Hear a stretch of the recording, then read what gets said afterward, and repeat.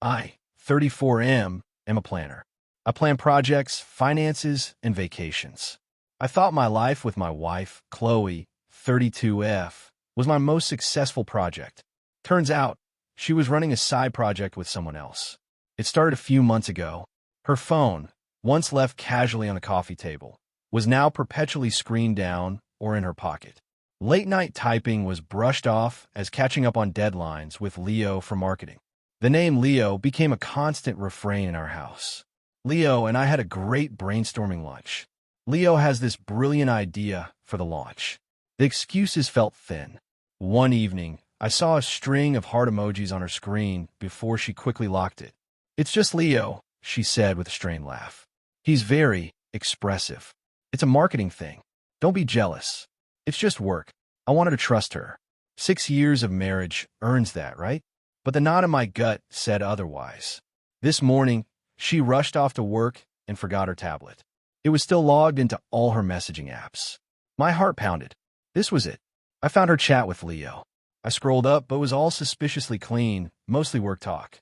It seemed she was deleting the incriminating parts. So, I decided to create some new ones. Pretending to be her, I typed a new message to Leo. "Qley, ugh, long day already. Need to pick me up. Send me those project files from our trip." I felt sick typing it, but I had to know. For about 10 minutes, silence. I almost closed the tablet, feeling like a paranoid fool. Then, a notification. It was from Leo. "Leo, anything from my favorite coworker. Here's the motivation you need." A series of images loaded. Pictures of Qley I had never seen, in hotel rooms I didn't recognize. Pictures of him. The final one was a selfie of them together, grinning, captioned, "Best work trip ever." The world didn't go red.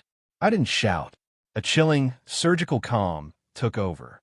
The hurt was a deep, cold stone in my stomach, but my brain was already in planner mode. I screenshotted everything. The messages, the photos with their damning timestamps. I saved them to a secure drive, then deleted my message and his reply from her tablet. She had to find the terms. This was just work. Fine. Let's see how their workplace handles this kind of project. Update 1. 1 week later, the day I found the photos, I made one call to a friend who had been through a nasty divorce. He gave me the name of his lawyer, calling her a shark. She was exactly what I needed. After a 1-hour consultation, I had a clear checklist. First, finances. We kept separate accounts, but the house and the car she drove were in my name. She was a supplementary user on my credit card. I logged into my bank's app. Found her card. Click. Deactivated. Second, passwords. Netflix, Spotify, everything. All my accounts. I logged out all devices and changed every password. The final step was the hardest. That afternoon, I had the locks on the house changed. She came home that evening and tried her key. I watched the confusion on her face through the peephole as it failed to turn. She knocked, annoyance in her voice. I opened the door, but kept the security chain on. "Can I help you?" "My key isn't working, Mark." "What's wrong with the door?" "There's nothing wrong with the door," I said, my voice flat. "Your key just doesn't work here anymore." Confusion turned to anger. "What are you talking about?" "Let me in." "No. I know about you and Leo," I said calmly. "I saw the photos from your work trip. You need to find somewhere else to stay. My lawyer will be in touch about scheduling a time for you to retrieve your things with supervision." The color drained from her face, replaced by a flash of fury. "You went through my things. You're insane."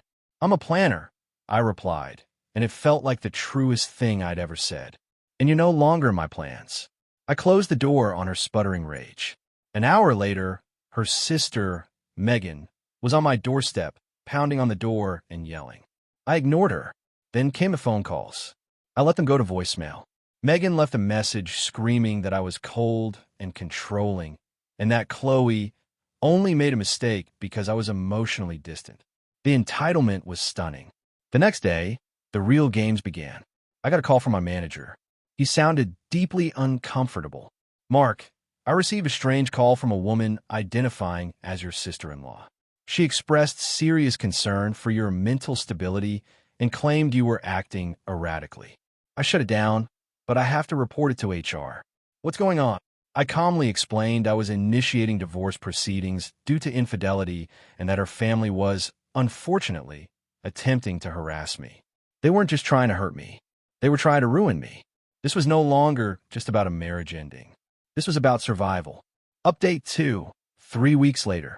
The past 2 weeks have been a masterclass in dealing with entitlement. A barrage of texts from Qley's mom accusing me of cruelty, blocked. A furious letter from Qley's newly hired lawyer with absurd demands for spousal support and possession of the car, forwarded to my shark, who laughed and drafted a brutal response. They thought they could bully me into submission. It was time to execute my own plan. The revenge wasn't loud. It was professional. It was paperwork. Leo, in his infinite arrogance, had sent the photos from his work phone. The metadata on the images proved it. Their company's HR policies, publicly available online, had a strict clause against fraternization between a senior manager, Leo, and a subordinate, Qley. It also had a zero-tolerance policy for using company property to transmit explicit or harassing material. I drafted a calm, professional email to the head of their parent company's human resources department and their chief legal officer.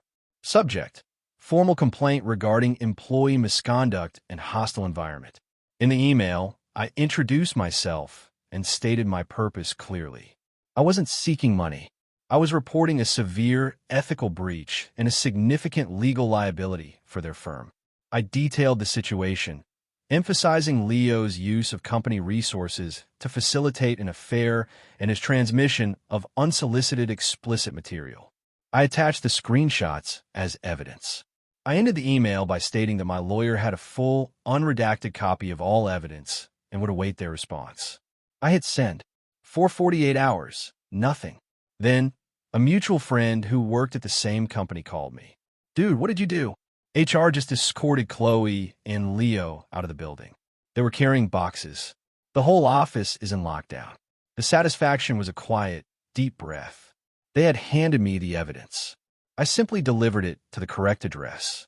Qley's lawyer sent a frantic letter accusing me of tortious interference. My lawyer sent back a one-sentence reply.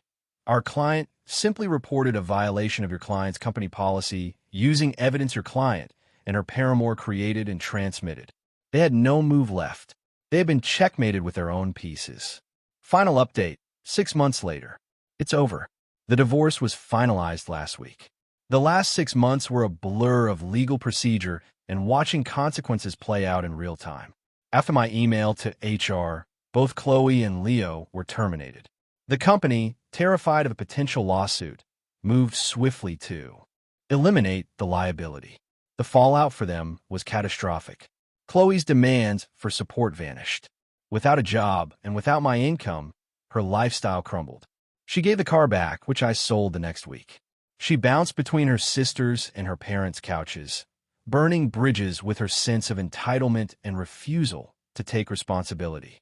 Last I heard, she's back in her hometown, working an entry-level job and, according to mutual acquaintances, complaining endlessly about how I ruined her life. Leo is reportedly still unemployed. A manager-level marketing professional fired for sexual harassment finds it hard to get a new position. As for me, the first month was numb. I operated on my lawyer's checklists. Then the grief hit. The betrayal of a 6-year marriage is a heavy thing. I started seeing a therapist who helped me understand that my calm, methodical response wasn't cold. It was my coping mechanism. It was self-preservation. I've since reclaimed my house and my life. I reconnected with friends Qley had pushed away. The quiet in my home is no longer lonely. It's peaceful. There was no dramatic courtroom confession. There was no satisfying apology. There was just the quiet, grinding, and inevitable result of their own choices. She wanted the thrill of a secret affair while keeping the security of a life I provided. She lost both. They thought they were playing a game where the rules didn't apply to them. They were wrong. That's the most satisfying outcome I could have ever planned. It's time to start a new project, my own future.